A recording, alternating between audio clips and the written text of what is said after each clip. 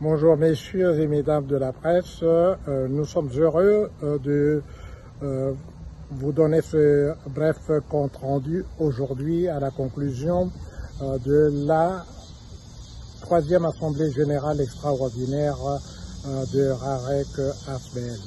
Comme vous le savez, cette Assemblée générale extraordinaire a eu pour objet l'évaluation de l'état d'avancement de l'exécution du mandat qui a été confié à RAREC concernant la pétition pour un référendum relatif à l'établissement d'une assemblée constituante.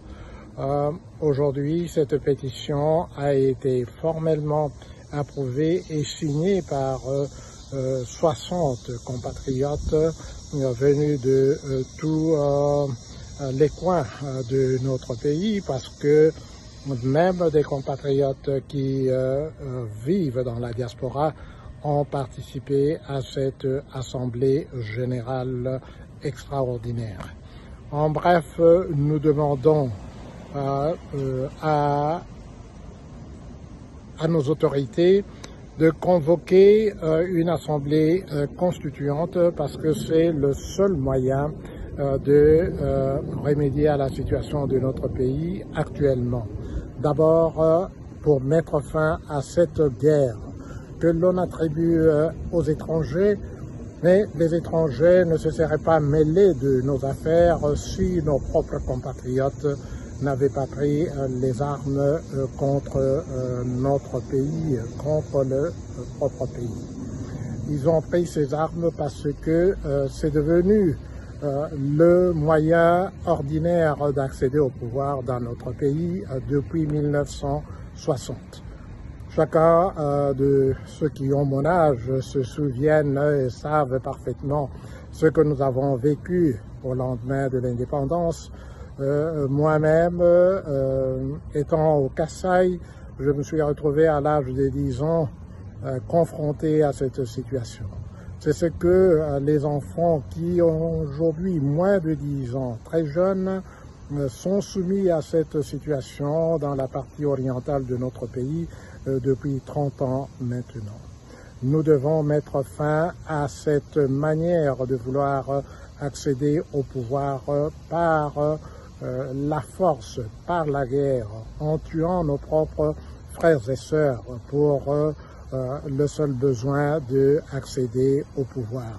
Voilà pourquoi nous basons sur les exigences et les prescrits de la Constitution actuelle, spécifiquement en ses articles 5, 27 et 218, nous avons formulé cette pétition. Elle sera mise en ligne pour recueillir les signatures, les 100 000 signatures qui sont exigées par la Constitution pour que le peuple puisse redéfinir les modalités de notre vivre en commun. Voilà, les détails sont compris dans le texte même de la pétition, ainsi que dans l'exhortation y afférente que nous avons prise sous la signature conjointe de moi-même et de M. Consevi Monama Ferdinand, le coordonnateur général de notre du Rassemblement des acteurs de la Renaissance du Congo. Très bien, en ce qui concerne les modalités de convocation ou des désignations des délégués qui pourront siéger au sein de l'Assemblée constituante, nous avons énuméré les catégories socio-professionnelles qui devront déléguer chacune un seul délégué, et compte tenu du nombre des institutions qui existent dans notre pays, à savoir 26 provinces, 33 villes, 145 territoires, le nombre total des délégués que nous avons prévu sera de 149 personnes, représentant toutes les couches sociales, en commençant par, évidemment, les délégués des institutions, c'est-à-dire la présidence de la République, le gouvernement, l'Assemblée nationale et le Sénat, et ensuite toutes les autres catégories socioprofessionnelles, dont les avocats, les magistrats, les médecins, les militaires, les policiers, les syndicats des travailleurs, les syndicats des fonctionnaires, les prêtres et pasteurs, et y compris même les élèves qui viennent de terminer l'école secondaire et qui seraient désignés à travers le lauréat des examens d'État de chaque province. Donc lorsque vous faites la sommation de toutes ces catégories sociales, on arrive à un total de 549 personnes. Voilà, c'est tout ce que je peux vous livrer à ce stade. La pétition, comme je l'ai dit, sera mise en ligne et les coordonnateurs seront désignés au niveau de chaque province pour assurer une mobilisation prompte. Pour accéder aux fonctions politiques et publiques des plus rémunératrices et s'accrocher à tout prix au pouvoir pour y demeurer le plus longtemps possible, en utilisant exactement la même rhétorique que celle des dictateurs précédentes, des slogans similaires creux et édifiants, les astuces politiques et les artifices juridiques de même acabit, les tactiques de propagande de meilleure allure, le blâme de l'Occident et de son impérialisme comme étant la cause principale de toutes les misères du peuple, et enfin l'aboutissement et le dopage du peuple à travers le culte de la personnalité.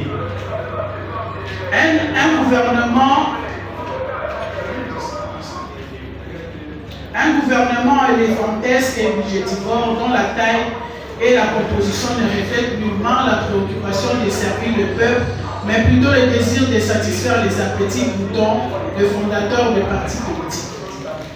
Une paupérisation généralisée du peuple volontairement entretenue à travers la destruction totale de l'intégralité du système éducatif à tous les niveaux, primaire, secondaire et tertiaire. Un foisonnement d'établissements d'enseignement à tous les niveaux, primaire, secondaire et territoire, ne répondant à aucune des normes qui sont requises pour éduquer et former adéquatement notre jeunesse, notamment les infrastructures, les outils pédagogiques et les ratios standards entre le nombre d'élèves, étudiants et leurs enseignants. Une mercantilisation éhontée de la fonction publique à tous les niveaux. Une exploitation à des fins purement et totalement politiciennes de la religiosité de notre pays à travers une promotion sauvage et irrationnelle des sectes religieuses sur toute l'étendue du territoire national. Des arrangements diplomatiques infantilisants qui entretiennent une fausse illusion que la souveraineté de notre peuple et la sauvegarde de notre intégrité de notre territoire seront assurés et garantis par des mercenaires et par des soldats venus d'ailleurs et commandités par une action décisive de la communauté internationale. Des cumuls en fonction publique, aucun intérêt général n'existe. Des détournements massifs et scandaleux de fonds publics qui sont stimulés et entretenus par un système d'immunité et de privilèges et de juridiction surannée qui garantit l'impunité et qui pérennise des systèmes de pollution d'oppression, de prédation et de pressurisation du peuple au profit exclusif des politiciens et de leurs commanditaires nationaux et internationaux. Des salaires scandaleux pour les politiciens sans aucune commune mesure avec la misère infernale et rampante du peuple et qui sont largement supérieurs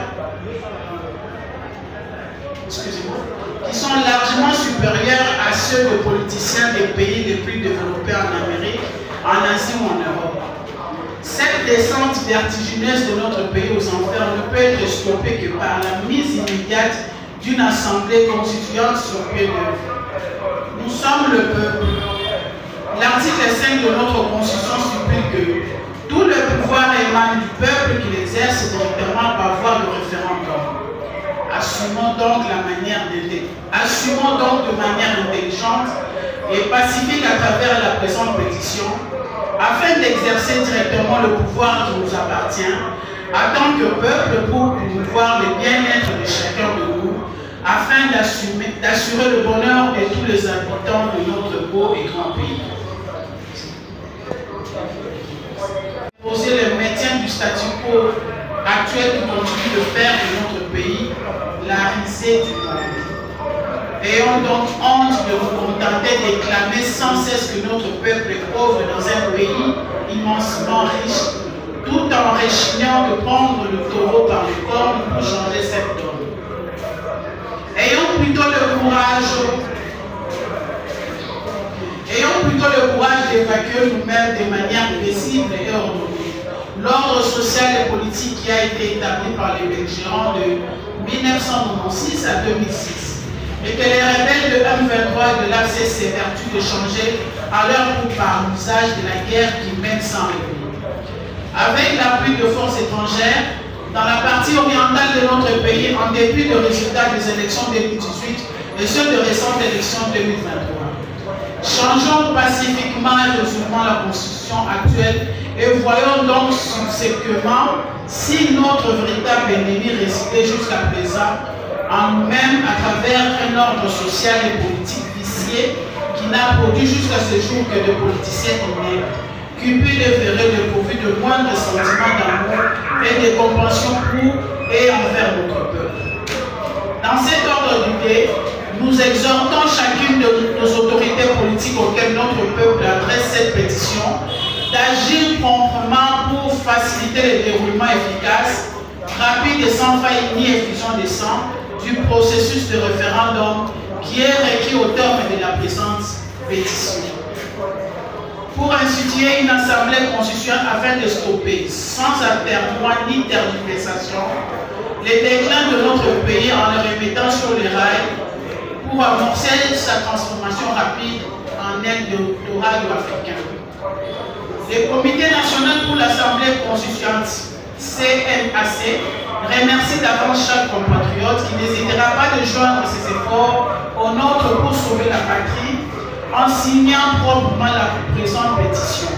Sauvons-nous ensemble, écartons ainsi donc le péril d'implosion et de fragmentation vers lesquels notre pays ne cesse d'avancer regrettablement depuis 1964. Un peuple qui refuse de se révolter contre l'oppression est un peuple qui deviendra opprimé de génération en génération. Nous sommes opprimés par la maladie, la faim, l'ignorance, le chômage, l'insécurité, le manque de liberté sur toutes ses formes. C'est donc à travers l'Assemblée constituante que nous devons nous libérer de cette oppression qui est plus féroce aujourd'hui que celle que nos grands-parents et nos parents étaient assujettis par les colonisateurs belges contre lesquels ils avaient eu le courage de se révolter. Fait à Kinshasa le samedi 10 août 2024, professeur Mpoui Kamula Ilobalanga Chamananga, fondateur du RAREC et président du Sénat. Je vous remercie.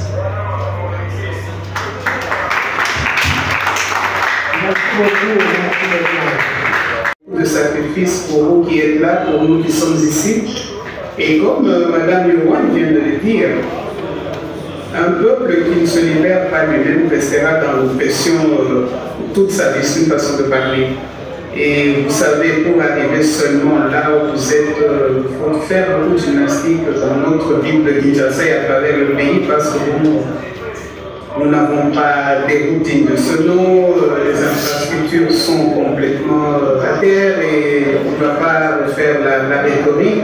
Et tout ce que nous savons, et si nous restons bras croisés, à ne rien faire, je crois que rien ne se passera.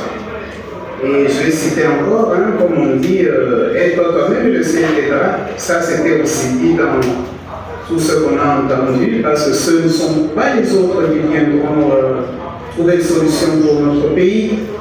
C'est nous-mêmes et nous devons prendre le taureau par les cornes de façon paisible et de façon très, très comment dirais-je, pacifique, pour que nous, le peuple, parce que c'est nous qui sommes les vrais patrons de ce pays-là, pour que nous prenions notre pays en main, pour que nous travaillions main dans main. C'est ça qui est important pour l'avancement de notre pays. Et pour certains d'entre nous qui vivons à l'extérieur du pays, moi personnellement, chaque fois que je suis quelque part, je me dis, mais pourquoi ne ferions-nous pas pareil chez nous? Parce qu'on a tout ce qu'il nous faut pour faire ça, mais malheureusement nous profitons de la misère dans tous les mots qui nous rongent et chaque personne connaît ces mots-là.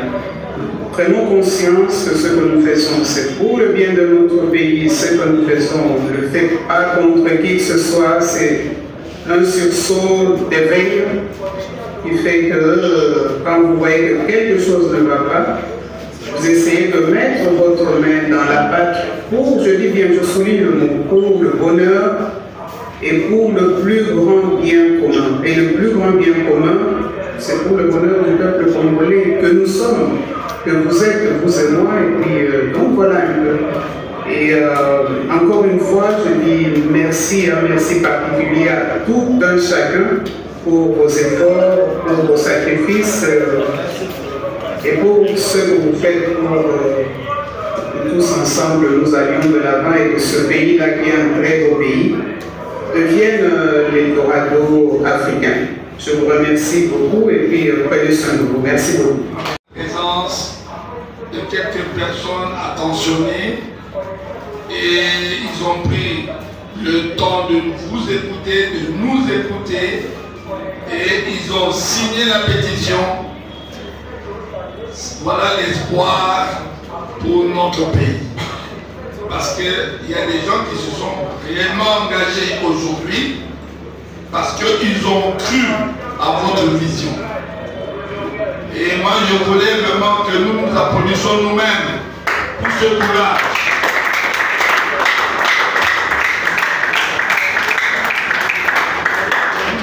Nos compatriotes qui sont dans la diaspora là-bas, parce que ce n'est pas toujours facile, avec leurs préoccupations, de penser toujours au bien-être du peuple congolais. Et voilà qu'ils participent activement à nos assemblées, à tout ce que nous faisons pour rechercher le bonheur de ce peuple qui nous soit cher. Encore une fois, je renouvelle encore une fois les remerciements de tous les partisans ici à Kinshasa pour tous les efforts entrepris par le couple Boy Kamolai et nous espérons qu'ils maintiendront le même élan pour que notre rêve devienne une réalité. Encore une fois, merci. Et là, je passe tout de suite parce que le temps passe vite et les gens ont besoin de regagner leur foyer. J'invite Papa Domingo à faire la prière de clôture et après nous chanterons l'hymne de la règle.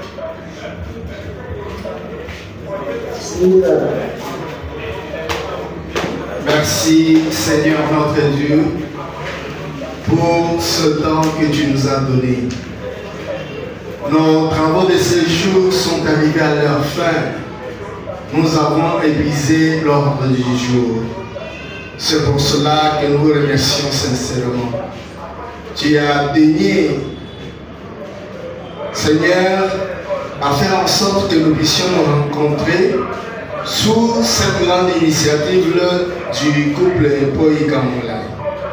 Donc Seigneur, après avoir réfléchi sur tout ce qui s'est dit, dans le souci de pouvoir améliorer nos conditions de vie de notre peuple, en cherchant, en le faisant devenir un Eldorado africain, de nous assister de l'Esprit Saint. Pour tout ce que nous aurons à faire, Seigneur, nous aide vraiment à progresser mollo vers l'atteinte de notre objectif. C'est à vous que nous remettons tout, puisque tu es le maître des temps et des circonstances. Tout ce que vous aurez préparé pour nous, tout ce que vous aviez déjà voulu pour nous, Seigneur, nous espérons que ça finira par se réaliser. Nous revenons encore une fois vers vous, puisque nous reconnaissons que vous êtes le maître de ce monde. Il n'y a personne d'autre au-dessus de toi. À présent, vois tous les participants qui ont été ici, qui cherchent maintenant à regagner leur domicile. Par ta bénédiction, Seigneur, que tout le monde évolue normalement jusqu'à atteindre sa résidence. Et tous nos frères et sœurs qui, à travers le monde, ont été en contact, en compagnie avec nous, Seigneur, daigne également les bénir, puisque nous sommes à la recherche de tout ce que toi tu avais déjà prévu depuis le début des siècles. Nous te l'avons ainsi prié au nom de Jésus, ton Fils, notre Seigneur, qui vit et règne avec toi dans l'unité du Saint-Esprit, Dieu pour les siècles des siècles. Amen. Amen.